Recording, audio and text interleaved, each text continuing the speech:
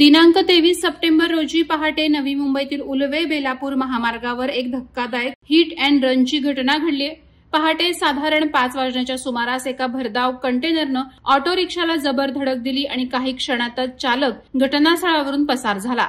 या भीषण धडकेत ऑटोमधील प्रवासी महिलेचा जागीच अंत झाला, तर ऑटो चालक थोडक्यात वाचला असला तरी त्याला गंभीर दुखापत झाली असून त्याच्यावर रुग्णालयात उपचार सुरू आहेत। धडक इतकी प्रचंड होती की अपघाताचे दृश्य प्रत्यक्षदर्शींच्या मनात घबराट निर्माण करणारं होतं। कंटेनरचा चालक मात्र अपघात करून आपले वाहन रस्त्यावरच सोडून गायब झाला होता।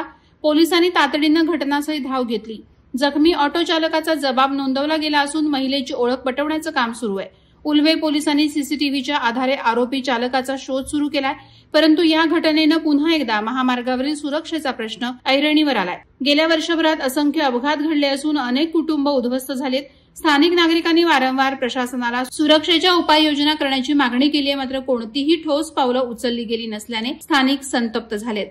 वादळवारा लाईव्हसाठी न्यूज ब्युरो, नवी मुंबई। नवी मुंबई व रायगड जिल्ह्यातील ताज्या बातम्या आणि घडामोडींसाठी सबस्क्राईब करा वादळवारा लाईव्ह चॅनल आणि दाबा बेल आयकॉन।